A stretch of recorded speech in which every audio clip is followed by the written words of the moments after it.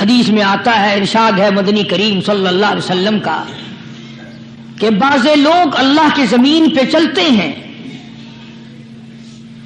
بعض لوگ اللہ کی زمین پہ چلتے ہیں اور زمین اللہ سے یہ اجازت مانگتی ہے، پروردگار اگر اجازت ہو میں اس کو نگل جاؤں، میں نہیں چاہتی کہ اس کے منحوس قدم مجھ پہ پڑتے رہیں،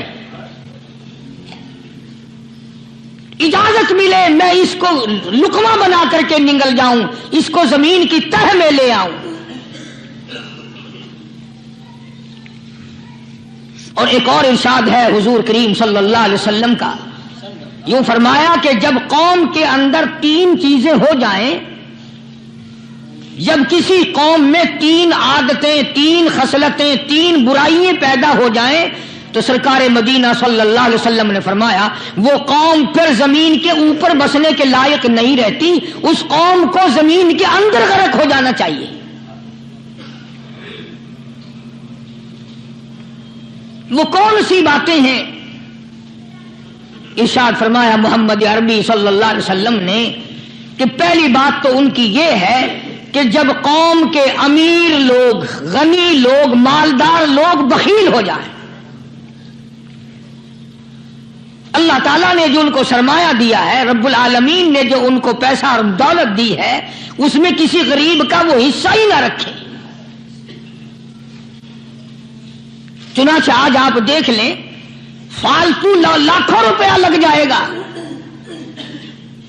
لیکن کسی بیوہ کے گھر 1 سیر آٹا دینا، کسی یتیم کے سر پہ ہاتھ پھیرتا ہوا امیر آدمی شرماتا ہے کبھی میرے ہاتھ کی ہتھیلی نہ گھس جائے۔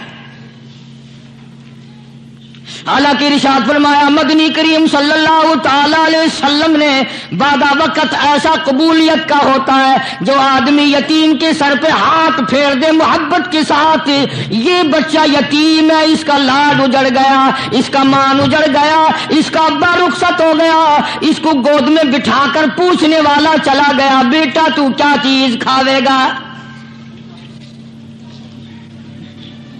حضور کریم صلی اللہ تعالی علیہ وسلم نے فرمایا جب یتیم کے سر پہ آدمی محبت کے ساتھ، شفقت کے ساتھ ہاتھ پھیرتا ہے، اللہ پاک یوں فرماتے ہیں مجھے اپنی کبریائی کی قسم جتنے بال اس کے ہاتھ کے نیچے آ جاتے ہیں اتنی نیکیاں ہاتھ پھیرنے والے کے نام اعمال میں لکھ دی جاتی ہے۔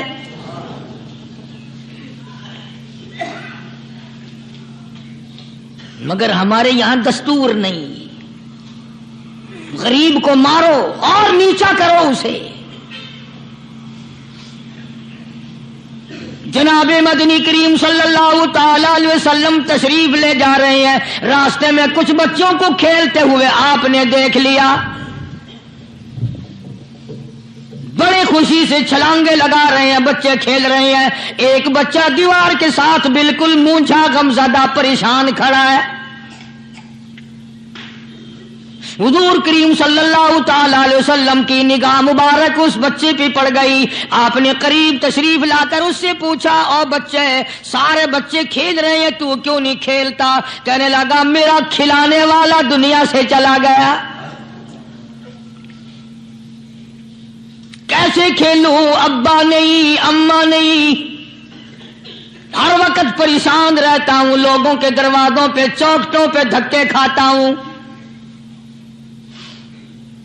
آپ مدنی کریم صلی اللہ تعالی علیہ وسلم نے رحمت والے ہاتھ سے اس یتیم کی انگلی پکڑی اور اپنے ساتھ پیار کرتے ہوئے تشریف لے آئے، فرمایا جناب عائشہ صدیقہ رضی اللہ تعالی عنہا سے اللہ والی آج اللہ پاک نے تجھے بڑی غنیمت بخشی ہے، بڑی دولت دی ہے، عید کا دن ہے، میں عید کی نماز کے لیے جا رہا تھا، بچے سارے خوشیاں منا رہے تھے، یہ بچہ دیکھا میں نے بڑا غمزدہ کھڑا تھا، بڑا پریشان کھڑا تھا، اب میں نے اس سے پوچھا آج عید کا دن ہے تو خوشی کیوں نہیں مناتا؟ بچہ نے جواب دیا میری خوشی منانے والے دونوں ہی چلے گئے۔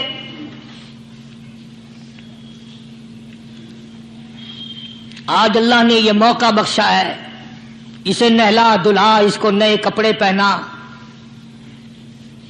मासूम बच्चे के सर पे हाथ फेरते हुए फरमाया, बेटा घबराना, ये आयशा सिद्दीका तेरी अम्मा है, मैं मुहम्मदुर रसूलुल्लाह आज से तेरा अब्बा बन गया हूं।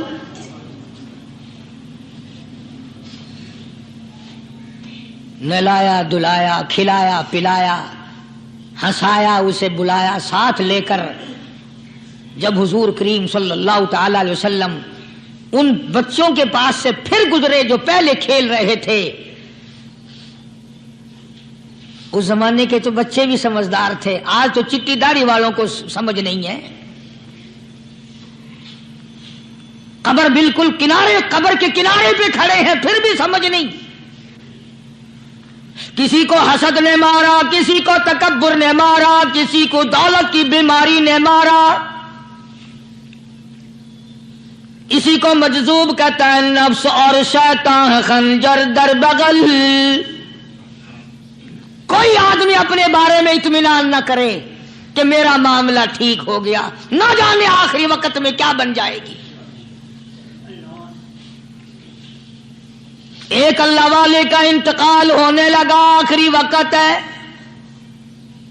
खानदान उस अल्लाह वाले का चारों तरफ बैठा हुआ है, मुरीदीन बैठे हुए हैं, अल्लाह वाले के चारों तरफ हल्का बैठा हुआ, आखिरी वक्त है। अरबी जुबान में जिसका तर्जमा ये है, उसकी जुबान से एक बात निकलती है, अभी नहीं, अभी नहीं, अभी नहीं, अभी नहीं, अभी नहीं। मरने के बाद किसी ने ख्वाब में देखा तो पूछा, हजरत जी दुनिया दुरूद शरीफ पढ़ती है, मरते वक्त कलमा पढ़ते हैं, अल्लाह अल्लाह करते हैं, ये आप अभी नहीं क्या फरमा रहे थे? तो यूं फरमाया, तुम्हें क्या मालूम है, शैतान मेरे सामने खड़ा था और कहता था मैंने दुनिया को फंसाया, दुनिया को वरगलाया, दुनिया को बहकाया, तू मेरे फंदे से फंस गया, तेरे इल्म ने, तेरी नेकी ने बचा लिया। तो मैं कहता था जालिम अभी तो सांस आ रही है, ना जाने क्या बनेगी, अभी नहीं, अभी नहीं, अभी नहीं।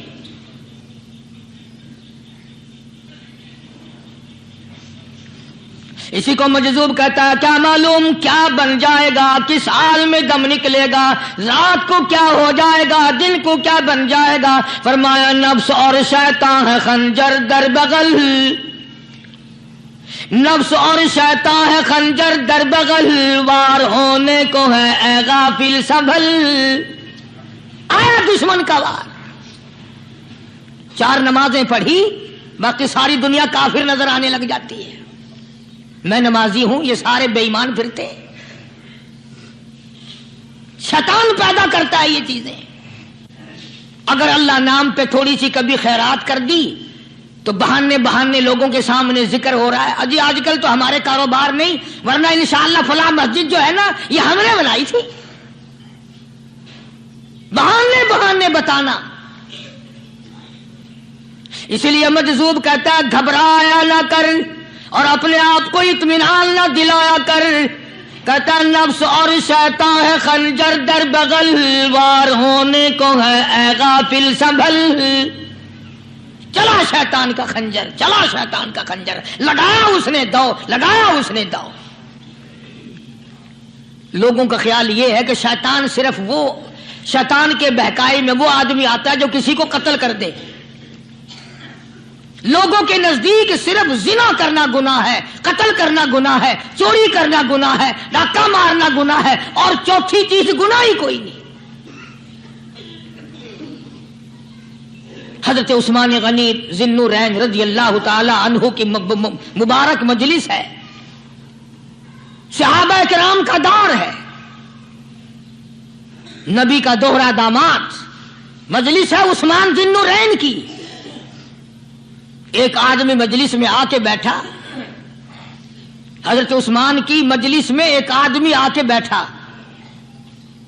तो हजरत उस्मान फरमाते हैं, तवज्जो, हजरत उस्मान फरमाते हैं, यूं नहीं फरमाया कि तूने ऐसा किया है, उसे जलील नहीं किया, बल्कि यूं फरमाया लोगों को शर्म नहीं आती, लोग आंख का जिना करके मेरी मजलिस में आके बैठते हैं, लोग आंख का गुनाह करके मेरी मजलिस में आके बैठते हैं। तो दौर था ना सहाबा किराम का। फौरन चोट की किसी ने कि नबी के बाद वही आनी शुरू हो गई। यानी आपको कैसे पता चल गया कि कोई आदमी गलत निगाह डाल के आया? इसकी रास्ते में नजर कहीं गलत पड़ी थी आने वाले की, आपको कैसे पता चला? यानी बात करने वाले को भी देखो और फिर चोट करने वाले को भी देखो। तो हज़रत उस्मान रज़ियल्लाहु ताला अन्हु ने फरमाया, भाई पाक मजलिस में अगर एक तोला भी कोई पखाना लेकर आ जाए तो बदबू तो आ ही जाएगी ना। सहाबा की पाक मजलिस में अगर कोई आंख का जिना भी करके आया, फरमाया मजलिस के अंदर बदबू फैल गई। तो अल्लाह वालों की मजलिस है और अल्लाह वालों की रफाकत एक बहुत बड़ी चीज थी। कभी लोग हासिल किया करते थे, अब तो हर आदमी पीर है, हर आदमी लीडर है, हर आदमी चौधरी है, हर आदमी बड़ा बना हुआ है, छोटा हम में कोई है ही नहीं।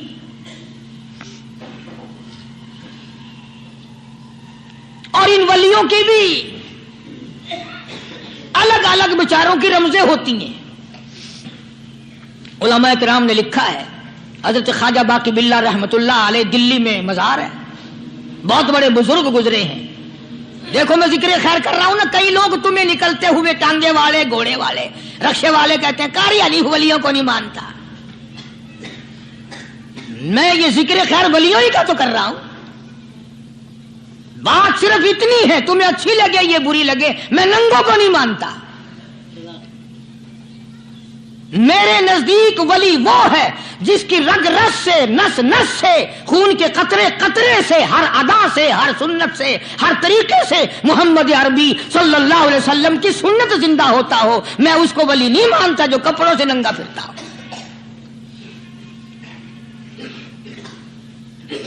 ख्वाजा बाकी बिल्ला रहमतुल्लाह अलैह को भटियारे ने देखा, एक तबाही तंदूर वाला। हजरत ख्वाजा साहब को देखा कि जामिया मस्जिद दिल्ली के पैड़ियों पे, सीढ़ी पे कभी चढ़ते हैं, कभी उतरते हैं, कभी चढ़ते हैं, कभी उतरते हैं, परेशानी का आलम।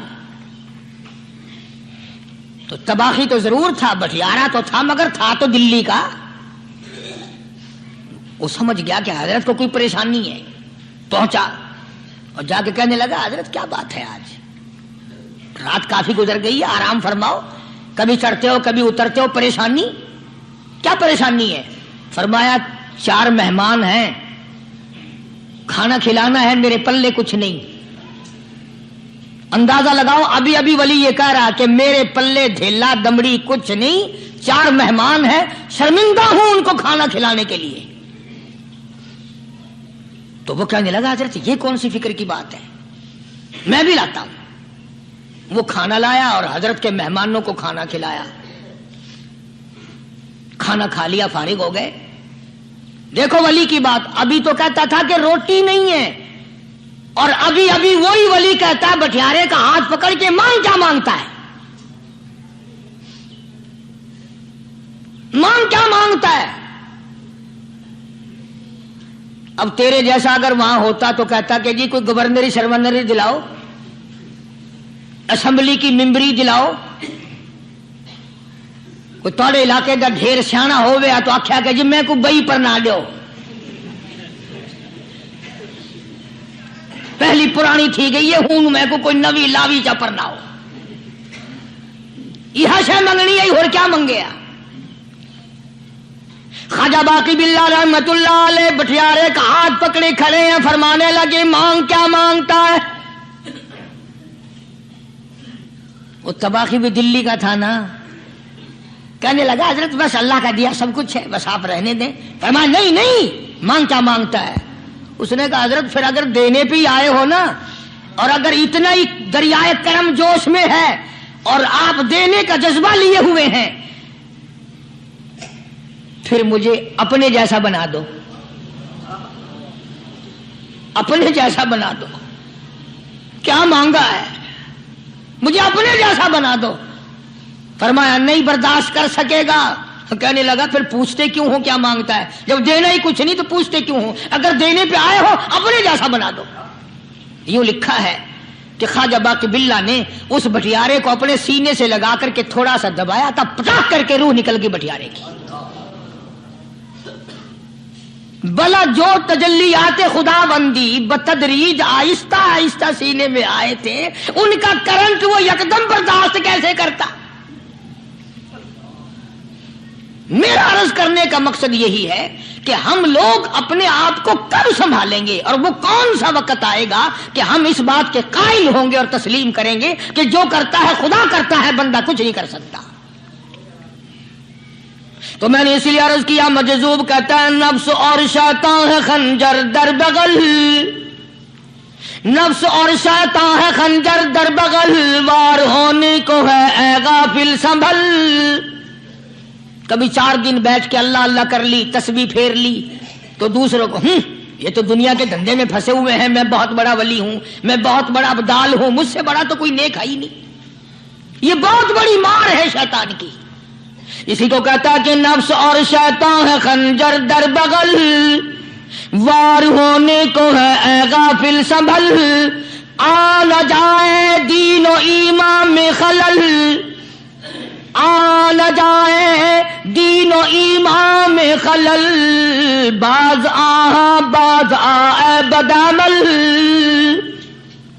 کچھ تو سوچ، کس کی تو پیداوار ہے، کس نے تجھے بنایا، کس نے تجھے یہ آنکھیں دی، کس نے یہ لب دیے، کس نے یہ دل دیا، کس نے یہ دماغ دیا، کس نے یہ شعور بخشا، کس نے یہ ساری چیزیں عطا فرمائی؟ اللہ پاک کی ذات فرماتی ہے، او لوگو مجھے بھی بڑا دکھ لگتا ہے، مجھے بھی بڑا صدمہ ہوتا ہے، میرا قہر جوش میں آ جاتا ہے جب پیاری شکل بناؤں میں، پیاری صورت بنائی میں نے، پیارا ماتھا سونی شکل بنائی میں نے، جب میری چوکھٹ کے سوا دوسروں کے دروازے پہ جا کے تو ماتھا رکھتا ہے، فرمایا میرا قہر جوش میں آتا ہے تجھے برباد کر دوں۔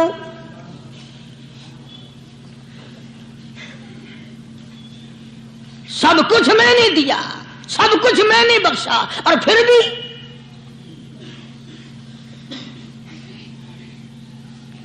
شاہ عبد القدوس گنگوہی رحمت اللہ علیہ بہت بڑے بزرگوں میں سے گزرے ہیں، بہت بڑے اللہ والے تھے۔ ایک راستے سے گزر رہے ہیں، مریدین ساتھ ہیں، حلقہ ساتھ ہے، راستے میں ایک گندگی کا ڈھیر پڑا ہوا تھا، بدبو آ رہی تھی۔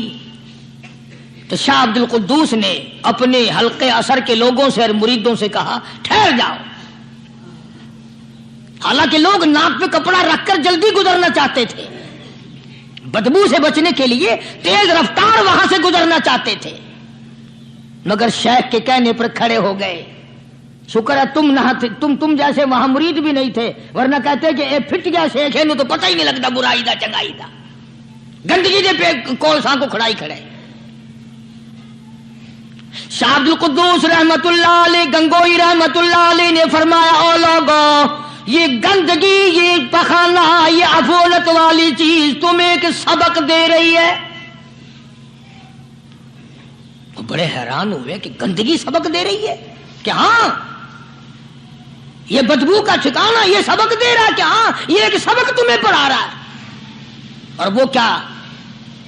شیخ فرمانے لگے یہ گندگی تم سے کہتی ہے، او لوگوں کل سے پہلے میں مٹھائی کی صورت میں حلوائی کی تھال میں رکھا ہوا تھا، جو دیکھتا تھا اس کے منہ میں پانی آ جاتا تھا، حلوے کی صورت میں تھا، جلیبی کی صورت میں تھا، امرتی کی صورت میں تھا، اور اے گندگی کا ڈھیر لوگوں تم سے یہ کہتا ہے کل میں فروٹ والے کی ٹوکری میں رکھا ہوا تھا، اناج کی شکل میں تھا، غلے کی شکل میں تھا، پھل کی شکل میں تھا، فروٹ کی شکل میں تھا، مٹھائی کی صورت میں تھا، جو مجھے دیکھتا تھا اس کو میں پیارا لگتا تھا، میری چاہت معلوم ہوتی تھی، میری ضرورت معلوم ہوتی تھی، جو دیکھتا تھا منہ میں پانی آ جاتا تھا۔ او انسان ایک رات تیرے پیٹ میں جانے کا اتفاق ہوا، او انسان آ دیکھ لے میرا کیا حال بن گیا۔